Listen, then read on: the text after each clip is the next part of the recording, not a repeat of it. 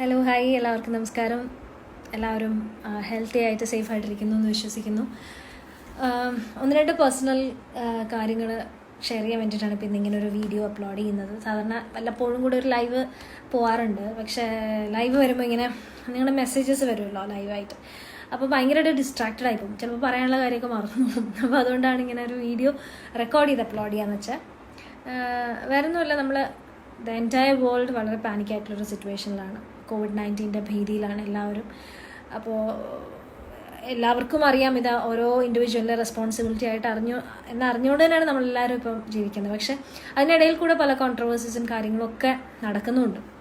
അപ്പോൾ എൻ്റെ ഒന്ന് രണ്ട് പേഴ്സണൽ എക്സ്പീരിയൻസ് ഷെയർ ചെയ്യാൻ വേണ്ടിയിട്ടാണ് ഇപ്പോൾ ഇങ്ങനൊരു വീഡിയോ അപ്ലോഡ് ചെയ്യുന്നത്. വേറെ ഒന്നുമല്ല, കഴിഞ്ഞ ഒരു 2 വീക്സിനകത്ത് ഞാനും ഒരു നോർത്ത് ഇന്ത്യൻ ട്രിപ്പിലായിരുന്നു. Kochi to Delhi, Delhi to Agra, Agra to Jaipur, ജയ്പൂരിൽ നിന്ന് തിരിച്ച് ബൈ എയർ മുംബൈ, മുംബൈയിൽ നിന്ന് കൊച്ചി. അപ്പോൾ ഇതിൽ പലതും ബൈ എയർ യാത്രയായിരുന്നു.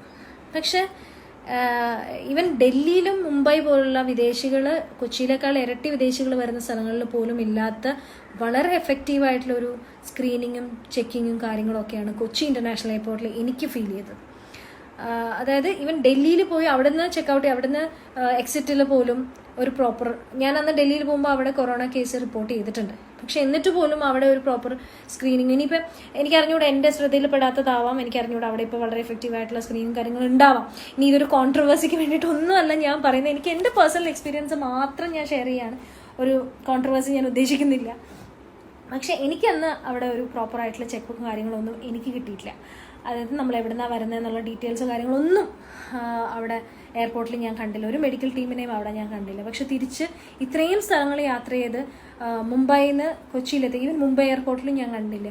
കൊച്ചി എയർപോർട്ടിൽ വന്നപ്പോഴാണ് നമ്മൾ ഏത് ഫ്ലൈറ്റിലാണ് വന്നത്, എവിടെ നിന്നാണ് വരുന്നത്, ഈവൻ നമ്മുടെ ടെമ്പറേച്ചർ ചെക്ക് ചെയ്തിട്ടാണ് ഈ മെഡിക്കൽ ടീം നമ്മളെ പുറത്തേക്ക് വിടുന്നത്. അപ്പം പ്രത്യേകിച്ചും ഇങ്ങനെ നോർത്ത് ഇന്ത്യയിലൊക്കെ യാത്ര ചെയ്ത് വരുന്നവർക്ക് മനസ്സിലാവും അവിടത്തേക്കാളൊക്കെ എത്ര എഫക്റ്റീവായിട്ടാണ് ഇവിടെ, വളരെ സിസ്റ്റമാറ്റിക് ആയിട്ടാണ് ഇവിടുത്തെ കാര്യങ്ങൾ ഇവിടുത്തെ അതോറിറ്റീസ് ചെയ്യുന്നതെന്നുള്ളത്.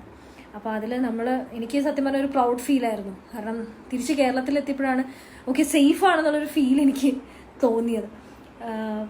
അപ്പോൾ അതുകൊണ്ട് ഈ ഒരു സമയത്ത് നമ്മുടെ പൊതുവേ ഉള്ളൊരു സ്വഭാവമാണ് നമ്മൾ ഇങ്ങനെ എന്തെങ്കിലും ക്രൈസിസ് വന്നാൽ ഗവൺമെൻറ്റിനെ അല്ലെങ്കിൽ അതോറിറ്റീസിനെയൊക്കെ കുറ്റപ്പെടുത്തുക എന്നുള്ളത്. ഇത് എൻ്റെ റെസ്പോൺസിബിലിറ്റി അല്ല, എന്നോട് ആരും ഇതൊന്നും പറഞ്ഞില്ല, അങ്ങനെ കുറ്റപ്പെടുത്താനും കോൺട്രവേഴ്സീസ് ഉണ്ടാക്കാനും ഫേക്ക് ന്യൂസുകൾ സ്പ്രെഡ് ചെയ്യാനുള്ള ഒരു ടൈം അല്ല ഇത്. ഇത് ഓരോ ഇൻഡിവിജ്വലിൻ്റെ റെസ്പോൺസിബിലിറ്റിയാണ് നമ്മൾ തിരിച്ചറിയേണ്ട ഒരു സമയമാണ്. കാരണം നമ്മുടെ ഹെൽത്തിനൊപ്പം തന്നെ നമ്മുടെ ചുറ്റുമുള്ളവരുടെ ഹെൽത്തും നമ്മുടെ റെസ്പോൺസിബിലിറ്റിയാണ്. കാരണം അവർ ഹെൽത്തി ആയിട്ടിരുന്നാലേ നമ്മൾ ഹെൽത്തി ആയിട്ടിരിക്കത്തുള്ളൂ. നമ്മുടെ ചുറ്റുമുള്ളവരുടെ ഹെൽത്തും നമ്മുടെ റെസ്പോൺസിബിലിറ്റിയാണ്. അപ്പോൾ ഈ ഒരു ഓരോ ഇൻഡിവിജ്വലിൻ്റെ റെസ്പോൺസിബിലിറ്റി ആണെന്നുള്ള തിരിച്ചറിവോടുകൂടി ഗവൺമെൻറ്റിനെയും ഹെൽത്ത് ഡിപ്പാർട്ട്മെൻറ്റിനും ഒക്കെ മാക്സിമം നമ്മളാൽ കഴിയുന്ന രീതിയിലുള്ള സപ്പോർട്ട് നൽകി എല്ലാവരും ഹെൽത്തി ആയിട്ട് സേഫ് ആയിട്ടിരിക്കാനായിട്ട് സാധിക്കട്ടെ. Stay safe, stay healthy, and God bless. Thank you.